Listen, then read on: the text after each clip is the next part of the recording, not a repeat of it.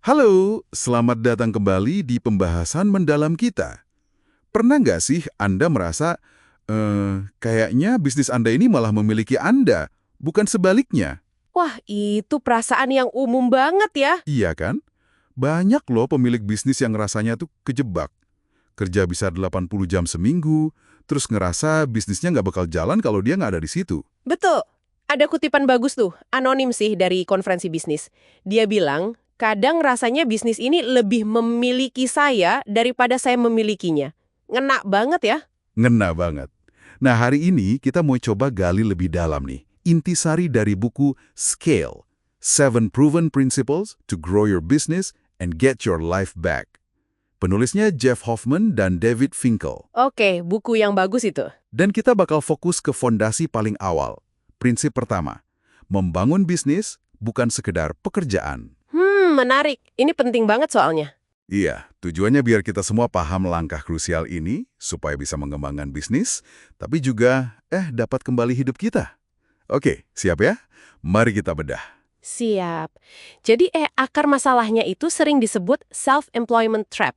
Atau kalau bahasa kita, mungkin jebakan wira swasta ya. Jebakan wira swasta, itu maksudnya gimana tuh?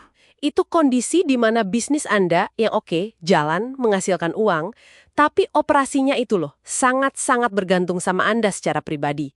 Anda itu jadi pusatnya. Bisa dibilang ini bisnis level 2. Oke, level 2.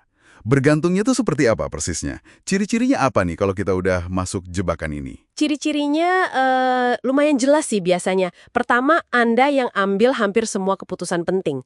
Dari yang strategis sampai kadang yang teknis banget. Oke.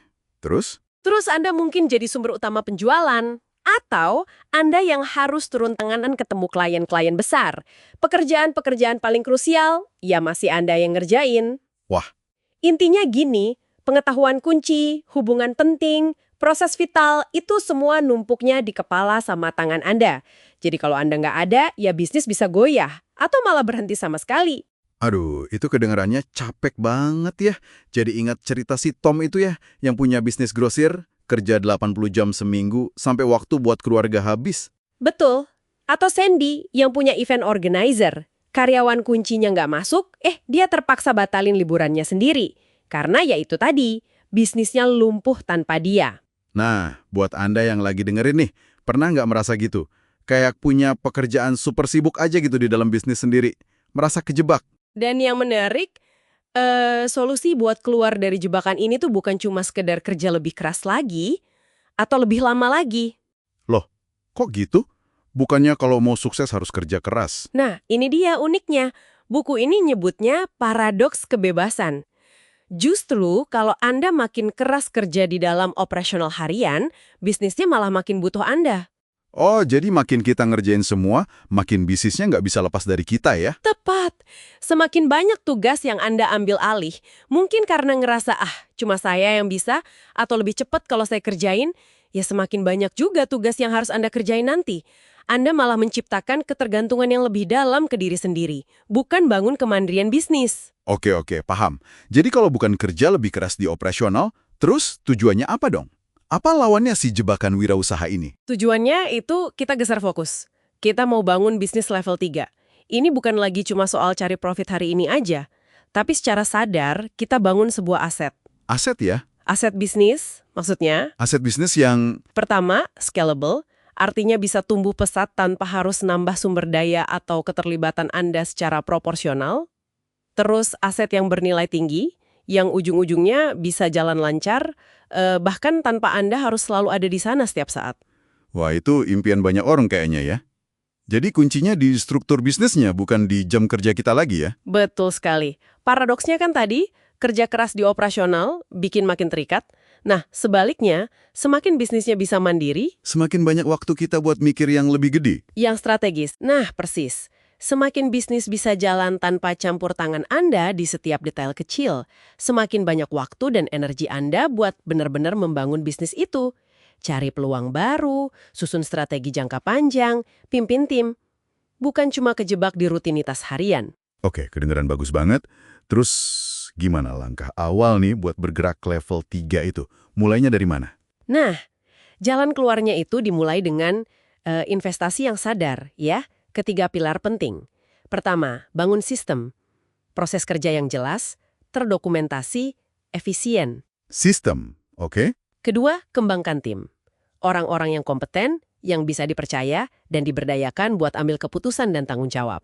Tim yang kuat ya. Dan ketiga, terapkan kontrol internal.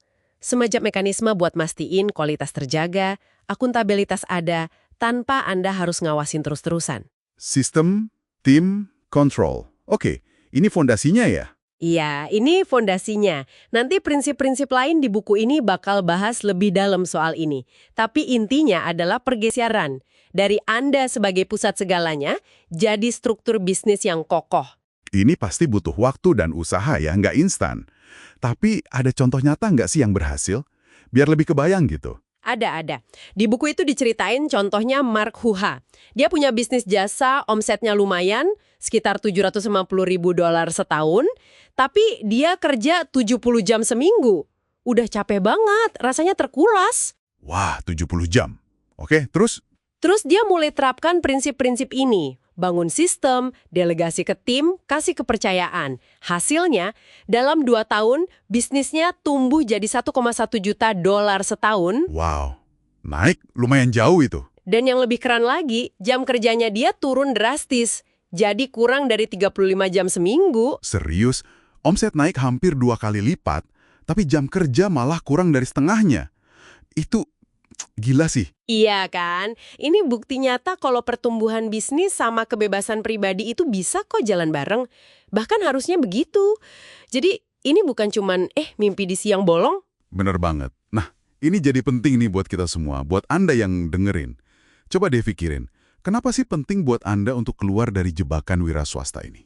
Apa artinya coba? Kalau punya bisnis yang nggak 100% bergantung sama kehadiran fisik dan mental Anda setiap detik.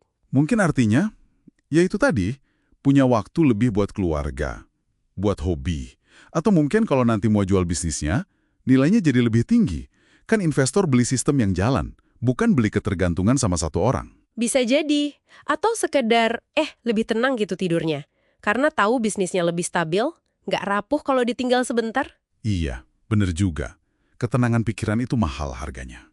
Tepat. Semua itu bisa jadi hasil kalau kita mulai terapkan prinsip pertama ini.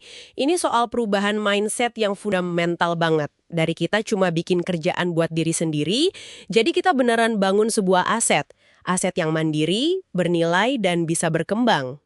Dan ini jadi fondasi buat semua langkah pertumbuhan selanjutnya yang ada di buku Scale itu ya? Betul, ini baru langkah awalnya, tapi krusial banget. Oke. Nah, sebagai penutup nih, biar nggak cuma jadi teori, mari kita bawa ke langkah praktis. Coba deh, Anda renungkan sebentar.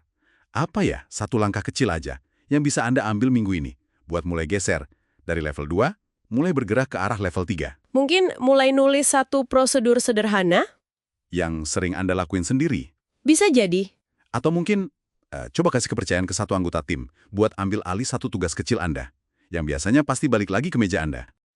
Ingat ya, ini langkah pertama di jalan yang mungkin panjang, tapi menuju kebebasan dan skala bisnis yang lebih besar. Seperti yang dijabarin dengan bagus banget di buku Scale karya Jeff Hoffman dan David Finkel. Dicoba ya.